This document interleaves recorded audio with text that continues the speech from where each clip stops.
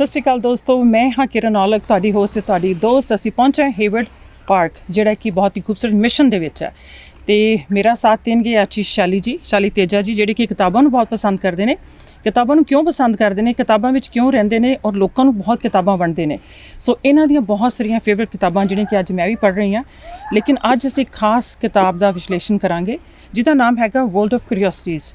ਸੋ ਮੇਰੇ ਖਿਆਲ ਵਿੱਚ ਅਸੀਂ ਸਾਰੇ ਹੀ ਕਿਊਰੀਅਸ ਹਾਂ ਕਿਸੇ ਨਾ ਕਿਸੇ ਚੀਜ਼ ਪਿੱਛੇ। ਸੋ ਪੁੱਛਾਂਗੇ ਇਹ ਕਿਤਾਬ ਇਹਨਾਂ ਨੂੰ ਕਿਉਂ ਅਜ਼ੀਜ਼ ਹੈ। ਸ਼ਾਲੀ ਜੀ, ਸਤਿ ਸ਼੍ਰੀ ਅਕਾਲ। ਸਤਿ ਸ਼੍ਰੀ ਅਕਾਲ ਜੀ ਕਿਰਨ ਜੀ। ਪਹਿਲਾਂ ਤਾਂ ਤੁਹਾਡਾ ਸ਼ੁਕਰੀਆ ਕਿ ਤੁਸੀਂ ਮੈਨੂੰ ਇਸ ਕਾਬਿਲ ਸਮਝਿਆ ਕਿ ਮੈਂ ਕਿਤਾਬ ਦਾ ਰਿਵਿਊ ਕਰ ਸਕਾਂ। ਕਿਤਾਬਾਂ ਦਾ ਮੈਂ ਤੁਹਾਨੂੰ ਇਹ ਦੱਸਣਾ ਚਾਹੁੰਦਾ ਕਿ ਮੈਨੂੰ 16 ਸਾਲ ਹੋ ਗਏ ਕੈਨੇਡਾ ਦੇ ਵਿੱਚ ਆਏ ਨੂੰ ਜੀ, ਔਰ ਮੈਨੂੰ ਕਿਤਾਬਾਂ ਤੋਂ ਵਧੀਆ ਸਾਥੀ ਕੋਈ ਲੱਭਿਆ ਨਹੀਂ। ਅੱਛਾ ਜੀ। ਇਸ ਕਰਕੇ ਮੈਂ ਕਿਤਾਬਾਂ ਨਾਲ ਪਿਆਰ ਪਾ ਲਿਆ।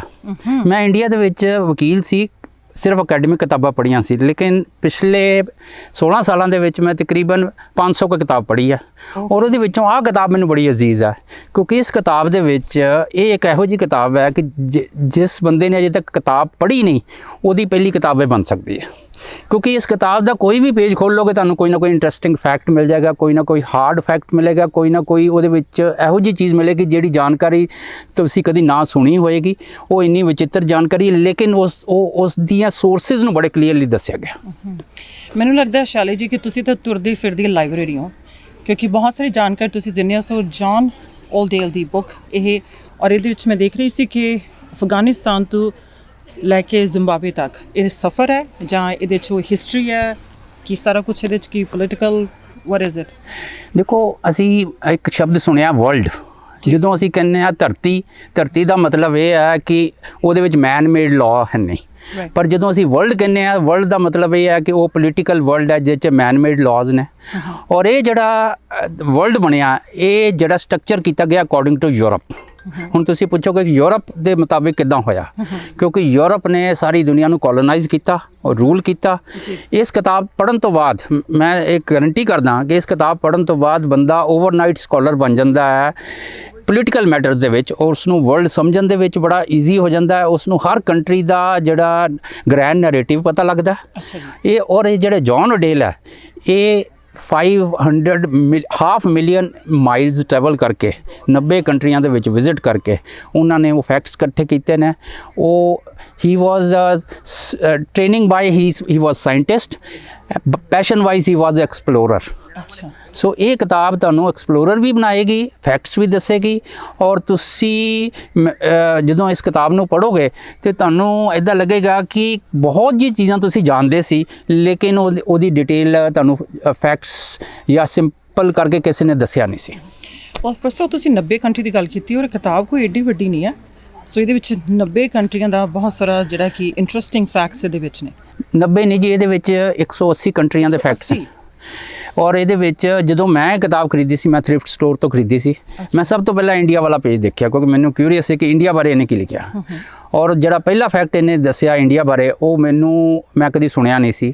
ਉਹ ਫੈਕਟ ਇਹ ਸੀ ਕਿ ਤਾਜ ਮਹਿਲ 1830 ਦੇ ਵਿੱਚ ਇਹ ਲਾਰਡ ਬੈਂਟਿਕ ਦੇ ਵੇਲੇ ਤਾਜ ਮਹਿਲ ਨੂੰ ਢਾਹ ਕੇ ਇਹ ਇੰਗਲੈਂਡ 'ਚ ਉਹਨੂੰ ਸ਼ਿਪ ਕਰਨਾ ਚਾਹੁੰਦੇ ਸੀ, ਤਾਂ ਕਿ ਉਹਦਾ ਜਿਹੜਾ ਮਾਰਬਲ ਹੈ ਜਾਂ ਉਹਦੇ ਜਿਹੜੇ ਜੁਐਲਸ ਨੇ ਉੱਥੇ ਦੀ ਰਾਇਲ ਜਿਹੜੀ ਫੈਮਲੀਆਂ ਦੇ ਕਲੋਨੀ ਕੱਟਣਾ ਚਾਹੁੰਦੇ ਸੀ ਉਹਦੇ ਵਿੱਚ ਲੱਗੇ ਜਾਣ। ਇਹ ਮੈਨੂੰ ਇਹਦੇ ਵਿੱਚ ਫੈਕਟ ਦਿੱਤਾ। ਦੂਸਰੀ ਗੱਲ ਇਹ ਦੱਸੀ ਹੈ ਕਿ ਇਹਦੇ ਵਿੱਚ ਜਿਹੜੀ ਵੀ ਚੀਜ਼ ਦੱਸੀ ਗਈ ਹੈ ਉਹਦੇ ਥੱਲੇ ਸੋਰਸ ਵੀ ਦੱਸਿਆ ਗਿਆ ਕਿ ਉਹਦਾ ਸੋਰਸ ਕੀ ਹੈ।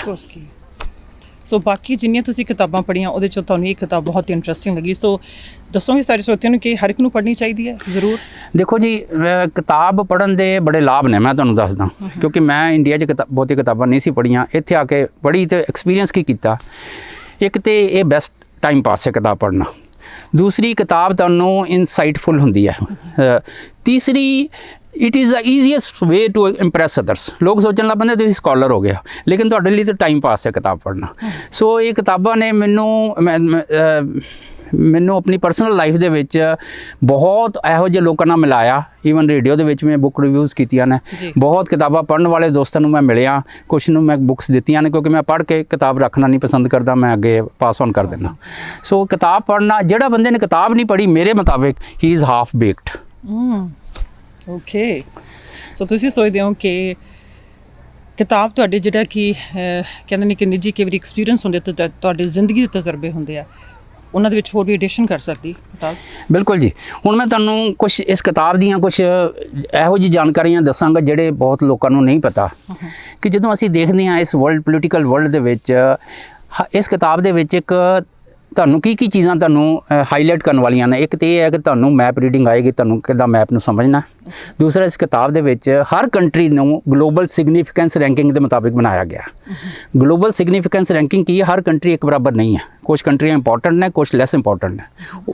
ਇਹਦੇ ਵਿੱਚ ਉਹਨੇ ਦੱਸਿਆ ਹੈ ਕਿ ਜਿਹੜੀਆਂ ਵੈਸਟਰਨ ਵਰਲਡ ਹੈ, ਜਿਹੜਾ ਇਸ ਟਾਈਮ ਜਿੱਦਾਂ ਮੈਂ ਤੁਹਾਨੂੰ ਦੱਸਿਆ ਯੂਰਪ ਦੇ ਕੁਝ ਕੰਟਰੀਆਂ ਨੇ, ਉਹਨਾਂ ਦੇ ਮੁਤਾਬਿਕ ਦੁਨੀਆ ਕਿੱਦਾਂ ਬਣੀ।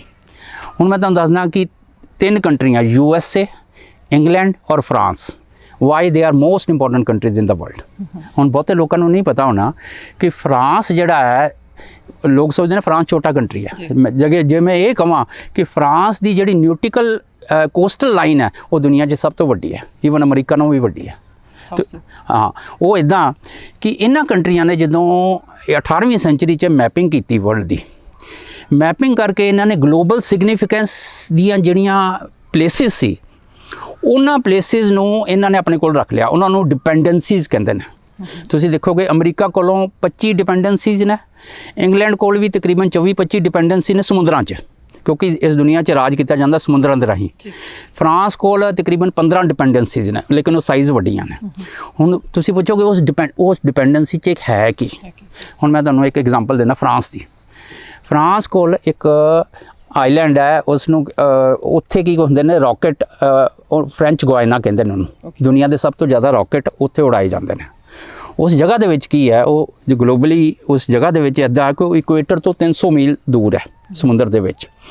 ਉੱਥੇ ਜਦੋਂ ਰੌਕਟ ਉੜਦਾ ਹੈ ਤੇ ਉਸ ਨੂੰ ਜਿਹੜੀ ਸਲਿੰਗ ਐਕਸਲਰੇਸ਼ਨ ਚਾਹੀਦੀ, ਸਲਿੰਗ ਐਕਸਲਰੇਸ਼ਨ ਉਹਨੂੰ ਪੁਸ਼ ਚਾਹੀਦੀ ਹੈ, ਉਹ ਧਰਤੀ ਦੀ ਜਿਹੜੀ ਰੋਟੇਸ਼ਨ ਹੈ ਉਸ ਨਾਲ ਉਹਨੂੰ ਪੁਸ਼ ਮਿਲਦੀ ਹੈ, ਜਿਹਦੇ ਨਾਲ ਉਹਦਾ ਫਿਊਲ ਹੈ, ਜੇ ਕਿਤੇ ਇੱਥੋਂ ਰੌਕਟ ਉਡਾਉਣਾ ਹੋਏ ਉਹਦੇ 40% ਲੈਸ ਫਿਊਲ ਲੱਗਦਾ।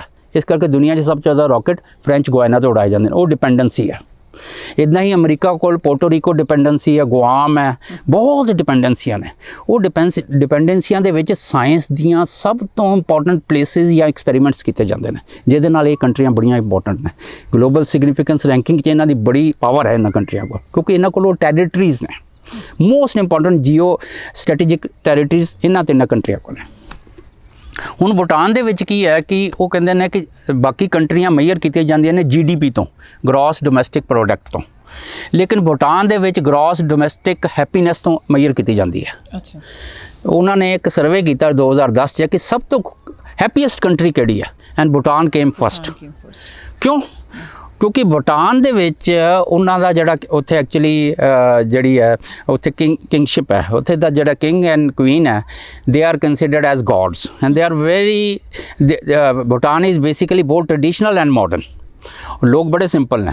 ਉਹਨਾਂ ਨੇ ਕੀ ਕੀਤਾ ਕਿ ਇੱਕ ਇਹਦੇ ਵਿੱਚ ਤੁਸੀਂ ਕਿਤਾਬ 'ਚ ਦੇਖੋਗੇ ਇੱਕ ਚਾਰਟ ਬਣਾਇਆ ਹੈ। ਉਸ ਚਾਰਟ ਦੇ ਵਿੱਚ ਹੈਪੀਨੈਸ, ਜਿਹੜਾ ਗ੍ਰੋਸ ਹੈਪੀਨੈਸ ਇੰਡੈਕਸ ਦੇ ਵਿੱਚ ਉਹਨਾਂ ਨੇ ਦੱਸਿਆ ਹੈ ਕਿ ਉਹ ਹੈਪੀਨੈਸ ਕਿੱਦਾਂ ਅਚੀਵ ਕੀਤੀ ਉਹਨਾਂ ਨੇ, ਜਾਂ ਉਹ ਕਿੱਦਾਂ ਉਸ ਨੂੰ ਕਿੱਦਾਂ ਆਪਾਂ ਸਮਝਿਆ ਜਾ ਸਕਦਾ। ਉਹਦੇ ਵਿੱਚ ਉਹਨਾਂ ਨੇ ਦੱਸਿਆ ਕਿ ਜਿਹੜੀ ਸਾਡੀ 50% ਹੈਪੀਨੈਸ ਹੁੰਦੀ ਹੈ ਉਹ ਜੈਨੇਟਿਕ ਹੁੰਦੀ ਹੈ, ਮੰਨ ਲਓ ਕਿ ਸਾਨੂੰ ਪਿੱਛੋਂ ਆਈ ਹੁੰਦੀ ਹੈ। 40% ਜਿਹੜੀ ਹੁੰਦੀ ਸੈਲਫ ਐਫਰਟ ਦੇ ਨਾਲ ਆਉਂਦੀ ਹੈ, ਜਿਹੜਾ ਆਪਾਂ ਐਫਰਟ ਕਰਦੇ ਹਾਂ। ਜਿਹੜੀ 10% ਹੈ ਉਹ ਹੈਗੀ ਹੈ ਮਨੀ, ਸਟੇਟਸ, ਇਹਨਾਂ ਚੀਜ਼ਾਂ ਦੇ ਨਾਲ ਆਉਂਦੀ, ਸਿਰਫ 10%। ਸੋ ਜਦੋਂ ਅਸੀਂ ਇਹ ਦੇਖਦੇ ਹਾਂ ਚੀਜ਼ਾਂ ਦੇ, ਇਹ ਦੇਖਦੇ ਹਾਂ ਕਿ ਉਸ ਇੰਡੈਕਸ ਦੇ ਵਿੱਚ ਅਮਰੀਕਾ ਜਿਹੜਾ 39 ਨੰਬਰ 'ਤੇ ਆਇਆ ਹੈਪੀਨੈਸ 'ਚ। ਸੋ ਜਿਹੜੀ ਅਮੀਰ ਕੰਟਰੀ ਹੈ, that doesn't mean it is a happy country. So ਇਹ ਫੈਕਟਸ ਇੱਥੇ ਦੱਸਿਆ। Absolutely okay. ਹੁਣ ਤੁਸੀਂ ਜੋ ਕਿਤਾਬ ਜਦੋਂ ਆਪਾਂ ਕਿਤਾਬ ਦੀ ਗੱਲ ਕਰਦੇ ਹਾਂ ਤੇ ਇਹ ਸਾਰਾ ਕੁਝ ਆਪਾਂ ਨੂੰ ਪਤਾ ਕਿ 10% ਸਿਰਫ ਸਾਡੀਆਂ ਮਟੀਰੀਅਲ ਚੀਜ਼ਾਂ ਸਾਨੂੰ ਖੁਸ਼ ਕਰਦੀਆਂ ਨੇ। ਤੇ ਇਹਦੇ ਨਾਲ ਬਦਲਾਵ ਕੀ ਹੈ, ਤੁਹਾਨੂੰ ਕੁਝ ਤੁਸੀਂ ਆਪਣੀ ਨਿੱਜੀ ਜ਼ਿੰਦਗੀ 'ਚ ਦੱਸੋ। ਦੇਖੋ, ਕਿਤਾਬ ਪੜ੍ਹਨ ਦਾ ਮਤਲਬ ਇਹ ਹੁੰਦਾ, ਦੇਖੋ ਇੱਕ ਲਾਲਾ ਹਰਦਿਆਲ ਹੈ, ਬੜੇ ਵੱਡੇ ਫਿਲਾਸਫਰ ਹੋਏ, ਉਹਨਾਂ ਨੇ ਇੱਕ ਗੱਲ ਕਹੀ ਜਿਹੜੀ ਮੈਂ ਕੰਠ ਕਰ ਲਈ ਔਰ ਮੇਰੀ ਜ਼ਿੰਦਗੀ 'ਚ ਉਹ ਬੜੀ ਮੈਨੂੰ ਲੱਗਦੀ ਕਿ ਬੜੀ ਇੰਪੋਰਟੈਂਟ ਚੀਜ਼ ਹੈ। ਉਹ ਕਹਿੰਦੇ ਕਿ when you buy a book add 1 millimetre to your brain. ਜਦੋਂ ਤੁਸੀਂ ਕਿਤਾਬ ਖਰੀਦ ਲੈਂਦੇ ਹੋ ਤੇ ਤੁਸੀਂ ਪੜ੍ਹੋਗੇ ਵੀ, ਫਿਰ ਤੁਹਾਡਾ ਬ੍ਰੇਨ ਜਿਹੜਾ 1 ਮਿਲੀਮੀਟਰ ਇੱਕ ਕਿਤਾਬ ਨਾਲ ਵੱਧ ਜਾਂਦਾ। ਤੇ ਜੇ ਤੁਸੀਂ 100 ਕੇ ਪੜ੍ਹ ਲਈਆਂ ਤੇ ਕਾਫੀ ਵੱਡਾ ਹੋ ਜਾਂਦਾ ਬ੍ਰੇਨ, ਕਿਉਂਕਿ ਜਿੱਦਾਂ exercise is to the body, similarly reading is to the mind. Mind ਦੀ ਐਕਸਰਸਾਈਜ਼ ਹੁੰਦੀ ਹੈ, ਕੋਗਨੀਟਿਵ ਇੰਟੈਲੀਜੈਂਸ ਵੱਧਦੀ ਹੈ, ਤੁਹਾਡੀ ਮਾਈਂਡ ਜਿਹੜਾ ਐਕਟਿਵ ਰਹਿੰਦਾ ਹੈ, ਔਰ ਉਸ ਐਕਟਿਵ ਦੇ ਨਾਲ ਕੀ ਹੁੰਦਾ ਹੈ ਕਿ ਤੁਹਾਡੀ ਯਾਦਦਾਸ਼ਤ ਨਹੀਂ ਭੁੱਲਦੀ। ਤੁਹਾਨੂੰ ਬਹੁਤ ਸਾਰੀਆਂ ਬਿਮਾਰੀਆਂ ਤੋਂ ਬਚਾਉਂਦਾ ਹੈ। ਬਹੁਤ ਸਾਰੀਆਂ ਬਿਮਾਰੀਆਂ, ਡਿਮੈਂਸ਼ੀਆ ਨਹੀਂ ਹੁੰਦਾ। ਉਹ ਕਹਿੰਦੇ ਨੇ ਕਿ ਜਿਹੜਾ ਰੀਡਿੰਗ ਕਰਦਾ ਉਹਨੂੰ ਕਦੀ ਡਿਮੈਂਸ਼ੀਆ ਨਹੀਂ ਹੁੰਦਾ। ਜੀ। ਤੁਸੀਂ ਦੇਖੋਗੇ ਖੁਸ਼ਵੰਤ ਸਿੰਘ ਹਰਾਂ ਦੀ 99 ਸਾਲ ਉਮਰ ਰਹੀ, ਔਰ ਉਹ ਕਹਿੰਦੇ ਹੁੰਦੇ ਸੀ ਕਿ ਮੈਂ ਜਿਸ ਸ਼ਹਿਰ 'ਚ ਜਾਣਾ ਸਭ ਤੋਂ ਪਹਿਲਾਂ ਲਾਇਬ੍ਰੇਰੀ ਦੇਖਣਾ, ਲਾਇਬ੍ਰੇਰੀ ਕਿੱਥੇ ਹੈ, ਤਾਂ ਕਿ ਮੈਨੂੰ ਪਤਾ ਲੱਗੇ ਉਸ ਸ਼ਹਿਰ ਦੀ ਨਬਜ਼, ਉਸ ਲੋਕਾਂ ਦੀ ਕਿਤਾਬਾਂ ਪੜ੍ਹਨ ਦੇ ਸ਼ੌਕ ਤੋਂ ਪਤਾ ਲੱਗਦੀ ਹੈ ਕਿ ਕਿੱਦਾਂ ਦੇ ਲੋਕ ਰਹਿੰਦੇ ਨੇ ਇੱਥੇ। ਤੁਹਾਡੀ ਮੈਮਰੀ ਸ਼ਾਰਪ ਹੋ ਜਾਂਦੀ ਹੈ। ਮੈਮਰੀ ਸ਼ਾਰਪ ਹੋ ਜਾਂਦੀ ਸੋ ਬਿਲਕੁਲ। ਦੇਖੋ ਇਹ 'ਚ ਤਾਂ ਮੈਂ ਸਦੀ ਕਿ ਫਾਇਦੇ ਹੀ ਫਾਇਦੇ ਕਿਤਾਬਾਂ ਪੜ੍ਹਨ ਦੇ, ਤੇ ਅਸੀਂ ਅੱਜ ਡਾਕਟਰਾਂ ਕੋਲ ਤੁਰੇ ਫਿਰਦੇ ਹਾਂ, ਕਿਸੇ ਨੂੰ ਕਹਿੰਦੇ ਨੇ ਕਿ ਕਿਸੇ ਚੀਜ਼ ਦੀ ਕਮੀ ਹੈ, ਕਿਸੇ ਨੂੰ ਕਿਸੇ ਚੀਜ਼ ਦੀ ਹੈ, ਔਰ ਇਹ ਇੱਕ ਦੋਸਤ ਵੀ ਹੈ, ਇੱਕ ਕਿਤਾਬ ਬਹੁਤ ਅੱਛੇ ਦੋਸਤ ਹੈ। ਬਿਲਕੁਲ ਜੀ ਬਿਲਕੁਲ। ਦੂਸਰੀ ਚੀਜ਼, ਇੱਕ ਚੀਜ਼ ਯਾਦ ਰੱਖੋ, ਇਹ ਮੈਂ ਬੰਗਾਲ 'ਚ ਸਿੱਖੀ, ਉਹ ਕਹਿੰਦੇ ਕਿ ਜਿਹੜੀ ਮੋਸਟ ਇੰਟੈਲੈਕਚੁਅਲ ਸਵੀਟ ਗਿਫਟ ਹੈ ਨਾ ਜਿਹੜਾ, ਉਹ ਬੁੱਕ ਹੈ। ਜੇ ਤੁਸੀਂ ਉਸ ਨੂੰ ਮਨਪਸੰਦ ਦੀ ਕਿਤਾਬ ਉਸ ਬੰਦੇ ਨੂੰ ਦੇ ਦਿਓ। ਸੋ ਮੈਂ ਇਹਦੇ ਉੱਤੇ ਅਜੇ ਵਰਕ ਕਰਦਾ ਪਿਆ, ਤੇ ਮੈਂ ਕੋਸ਼ਿਸ਼ ਕਰਦਾ ਨਾ ਜਿਹੜੇ ਬੰਦੇ ਨੂੰ ਤੁਸੀਂ ਉਹਦੇ ਮਨਪਸੰਦ ਦੀ ਕਿਤਾਬ ਦੇ ਦਿੱਤੀ, ਉਹ ਤੁਹਾਨੂੰ ਜ਼ਿੰਦਗੀ ਭਰ ਨਹੀਂ ਭੁੱਲੇਗਾ। ਔਰ ਮੈਂ ਇਹ ਚੀਜ਼ ਦੇਖੀ ਵੀ ਹੈ, ਕਈ ਬੰਦਿਆਂ ਨੂੰ ਮੈਂ ਕਿਤਾਬ ਦਿੱਤੀ, ਉਹ ਮੈਨੂੰ ਆ ਕੇ ਭੀੜ ਤੋਂ, ਮੈਨੂੰ ਉਹਨਾਂ ਦਾ ਕਈ ਵਾਰੀ ਪਤਾ ਵੀ ਨਹੀਂ ਹੁੰਦਾ, ਲੇਕਿਨ ਉਹ ਕਹਿੰਦੇ ਨੇ ਤੁਹਾਡੀ ਕਿਤਾਬ ਤੁਸੀਂ ਦਿੱਤੀ ਤੇ ਮੈਂ ਪੜ੍ਹੀ, ਮੈਨੂੰ ਬੜਾ ਆਨੰਦ ਆਇਆ। ਸੋ ਮੈਨੂੰ ਉਹ 'ਚ ਬੜੀ ਖੁਸ਼ੀ ਮਿਲਦੀ ਹੈ। Basically changing lives. Kind of it is basically you get a happiness out of it. एक तो तुसीं पढ़दे हो, तुहानूं आप बड़ा मज़ा आंदा। दूसरा जदों तुसीं ਉਹ किसी ਨੂੰ ਉਸ ਦੀ ਮਨਪਸੰਦ ਉਹਦੀ ਜਿਹੜੀ ਹੈਗੀ ਆ ਉਸ ਦੀ ਸਾਈਕੋਲੋਜੀ ਨੂੰ ਜਾਣ ਕੇ ਕਿਤਾਬ ਦਿੰਦੇ ਹੋ, that is a different art. So I think ਇਹ ਕਿਤਾਬ ਵੀ ਮੈਂ ਖਿਆਲ ਤੁਸੀਂ ਸਾਰਿਆਂ ਨੂੰ ਹੁਣ ਸੁਜੈਸਟ ਕਰੋਗੇ ਕਿ ਜ਼ਰੂਰ ਪੜ੍ਹੋ। ਔਰ ਇਹ ਕਿਤਾਬ ਜਿਹੜੀ ਜੌਨ ਓਡੇਲ ਦੀ ਕਿਤਾਬ ਹੈ, ਮੈਂ ਕਹਿਣਾ ਕਿ ਇਹ ਕਿਤਾਬ ਪੜ੍ਹਨ ਤੋਂ ਬਾਅਦ ਬੰਦਾ ਓਵਰਨਾਈਟ ਸਕਾਲਰ ਬਣ ਜਾਂਦਾ ਪੋਲੀਟੀਕਲ ਮੈਟਰਸ ਦੇ ਵਿੱਚ। ਦੁਨੀਆ ਉਹਨੂੰ ਦੁਨੀਆ ਦੀ ਸਟਰਕਚਰ ਦਾ ਪਤਾ ਲੱਗਦਾ ਕਿ ਯੂਰਪ ਨੇ ਕਿੱਦਾਂ ਦੁਨੀਆ 'ਚ ਰੂਲ ਕੀਤਾ, ਕਿੱਦਾਂ ਕੰਟਰੀਆਂ ਜਿਹੜੀ ਗਲੋਬਲ ਸਿਗਨੀਫੀਕੈਂਸ ਰੈਂਕਿੰਗ ਦੇ ਮੁਤਾਬਿਕ ਇੰਪੋਰਟੈਂਟ ਕੰਟਰੀਆਂ ਨੇ। ਹਰ ਕੰਟਰੀ, ਭਾਵੇਂ ਉਹ ਅਫਗਾਨਿਸਤਾਨ ਹੋਏ, ਭਾਵੇਂ ਉਹ ਜ਼ਿੰਬਾਬਵੇ ਹੋਏ, ਹਰ ਕੰਟਰੀ ਦਾ ਗ੍ਰੈਂਡ ਨੈਰੇਟਿਵ ਦਿੱਤਾ। ਹੁਣ ਇੱਕ ਕੈਨੇਡਾ ਦੀ ਮੈਂ ਤੁਹਾਨੂੰ ਗੱਲ ਦੱਸਦਾ, ਕਿਉਂਕਿ ਆਪਾਂ ਕੈਨੇਡਾ 'ਚ ਰਹਿੰਦੇ ਹਾਂ। ਕੈਨੇਡਾ ਬਾਰੇ ਉਹਨੇ ਕਿਹਾ ਹੈ ਕਿ 2010 ਦੇ ਵਿੱਚ ਕੈਨੇਡਾ ਨੂੰ ਨਾਈਸੈਸਟ ਪਰਸਨ ਡਿਕਲੇਅਰ ਕੀਤਾ ਗਿਆ, ਬੇਸਡ ਔਨ ਨਾਈਸੈਸਟ ਮਤਲਬ ਮੋਸਟ ਲਾਈਕੇਬਲ ਪੀਪਲ ਔਨ ਦਿਸ ਅਰਥ, based on warmth, knowledge and approachability. So Canadians they were before Italians and Australians. Italian और Australian second and third 'ਚ ਆਏ, Canadians ਨੂੰ nicest ਦਾ ਅਵਾਰਡ ਮਿਲਿਆ। ਇਹ ਵੀ ਇਸ ਕਿਤਾਬ 'ਚ ਲਿਖਿਆ। ਸੋ ਇੱਦਾਂ ਤੁਸੀਂ ਕਿਸੇ ਵੀ ਪੇਜ 'ਚ ਖੋਲੋਗੇ ਤੁਹਾਨੂੰ ਬੜੇ ਅਨਯੂਜੂਅਲ ਫੈਕਟਸ ਮਿਲਣਗੇ, hard facts ਮਿਲਾਂਗੇ, information ਮਿਲੇਗੀ। This book is full of information. So I have yet to come across a single book which contain all the curiosities of the world. And how did you find it, first of all? ਹਾਂ, ਇਹ ਬੜੀ interesting ਗੱਲ ਹੈ ਕਿ ਇਹ ਕਿਤਾਬ ਮੈਨੂੰ ਇੱਕ ਵੈਲਿਊ ਵਿਲੇਜ ਤੋਂ ਮਿਲੀ। Okay. ਮੈਂ ਵੈਲਿਊ ਵਿਲੇਜ ਜਾਂਦਾ ਹੁੰਨਾ, ਕਈ ਵਾਰੀ ਤੁਹਾਨੂੰ ਕਿਤਾਬਾਂ ਮਿਲ ਜਾਂ, ਮੈਂ ਵੈਲਿਊ ਵਿਲੇਜ 'ਚ ਕਿਤਾਬਾਂ ਦੇਖਣ ਜਾਂਦਾ ਹੁੰਨਾ, ਤੇ ਇਹ ਕਿਤਾਬ ਮੈਨੂੰ ਅੱਜ ਤੋਂ ਕੋਈ 5-6 ਸਾਲ ਪਹਿਲਾਂ ਮਿਲੀ। ਜਦੋਂ ਮੈਂ ਇਹਨੂੰ ਪੜ੍ਹਿਆ ਤੇ ਮੈਨੂੰ ਬੜੇ ਮਜ਼ੇ ਨਾਲ 6 ਮਹੀਨਿਆਂ 'ਚ ਪੜ੍ਹਿਆ। ਅੱਛਾ। ਔਰ ਫਿਰ ਮੈਂ ਬਹੁਤ ਬੰਦਿਆਂ ਨੇ ਜਿਹੜੇ ਉਹ ਕੰਟਰੀਆਂ ਦੇ ਬੰਦੇ ਸੀ, ਉਹਨਾਂ ਨੂੰ ਇਹਦੇ ਫੈਕਟਸ ਨਾਲ ਮੈਂ ਸਰਪ੍ਰਾਈਜ਼ ਕੀਤਾ। ਉਹ ਕਹਿੰਦੇ ਤੁਹਾਨੂੰ ਇਹ ਫੈਕਟਸ ਕਿੱਥੋਂ ਪਤਾ ਲੱਗੇ, ਕਿਉਂਕਿ ਮੈਂ ਕਿਤਾਬ ਪੜ੍ਹੀ ਸੀ। ਸੋ ਇਸ ਕਰਕੇ ਇਹ ਜਿਹੜੀ ਕਿਤਾਬ ਹੈ, ਇੱਕ ਚੀਜ਼ ਕੀ ਕਰਦੀ ਹੈ, it is a guide book. ਜੇ ਤੁਸੀਂ ਟਰੈਵਲਰ ਹੋ ਵਰਲਡ 'ਚ, ਜਦੋਂ ਹੁਣ ਤੁਸੀਂ ਇੰਗਲੈਂਡ 'ਚ ਰਹਿੰਦੇ ਹੋ, ਤੁਹਾਨੂੰ ਇੰਗਲੈਂਡ ਦੇ ਫੈਕਟਸ ਨਹੀਂ ਪਤਾ ਹੋਣਾ ਕਈ, ਜਿਹੜੀ ਇਸ ਕਿਤਾਬ 'ਚ ਦੱਸੇ ਨੇ। ਸੋ ਇੱਕ ਸਿੰਗਲ ਬੁੱਕ ਦੇ ਵਿੱਚ ਇੰਨੀ ਜ਼ਬਰਦਸਤ ਇਨਫੋਰਮੇਸ਼ਨ ਇਕੱਠੀ ਕੀਤੀ ਹੈ। ਇਹ ਜਿਹੜਾ ਇਸ ਦਾ ਰਾਈਟਰ ਹੈ, ਇਹ ਲਾਇਰ ਸੀ ਬਾਏ ਪ੍ਰੋਫੈਸ਼ਨ। ਉਹਨੂੰ ਬਚਪਨ ਤੋਂ ਦੁਨੀਆ ਘੁੰਮਣ ਦਾ ਸ਼ੌਕ ਪੈ ਗਿਆ। ਉਸਨੇ ਕਈ ਸਾਲ ਲਾਏ ਨੇ ਇਸ ਕਿਤਾਬ ਨੂੰ ਛਾਪਣ 'ਚ, ਔਰ ਬੜੀ ਪਪੂਲਰ ਬੁੱਕ ਹੈ। Well, I'm so glad first to have a conversation with you. ਕਿਉਂਕਿ ਮੈਂ ਕਿਹਾ ਦੁਨੀਆ ਸਾਰੀ ਕਿਊਰੀਅਸ ਆ, ਸੋ ਉਹਨਾਂ ਨੂੰ ਕਿਤਾਬ ਜ਼ਰੂਰ ਪੜ੍ਹਨੀ ਚਾਹੀਦੀ। ਆਈ ਥਿੰਕ ਉਹਨਾਂ ਨੂੰ ਇਨਕਰੇਜਮੈਂਟ ਮਿਲੇਗੀ ਤੁਹਾਡੀ ਇਸ ਕਿਤਾਬ ਤੋਂ। So thank you. ਹਾਂਜੀ, ਲਾਸਟ 'ਚ ਮੈਂ ਇਹ ਕਹਿਣਾ ਚਾਹਾਂਗਾ ਕਿ ਕਿਤਾਬ ਤੋਂ ਬਿਨਾਂ ਬੰਦਾ ਅਧੂਰਾ ਹੈ, ਔਰ ਕਿਤਾਬ ਪੜ੍ਹਨੀ ਤੁਸੀਂ ਸ਼ੁਰੂ ਕਰੋ, ਕਿਉਂਕਿ ਤੁਸੀਂ ਕਿਤਾਬ ਅਜੇ ਤੱਕ ਇਸ ਕਰਕੇ ਨਹੀਂ ਪੜ੍ਹੀ ਕਿ ਤੁਹਾਨੂੰ ਅਜੇ ਆਪਣੀ ਮਨਪਸੰਦ ਦੀ ਕਿਤਾਬ ਲੱਭੀ ਨਹੀਂ, ਤੇ ਹੋ ਸਕਦਾ ਇਹ ਤੁਹਾਡੀ ਕਿਤਾਬ ਮਨਪਸੰਦ ਦੀ ਤੁਹਾਡੀ ਪਹਿਲੀ ਕਿਤਾਬ ਬਣ ਜਾਏ। Thank you.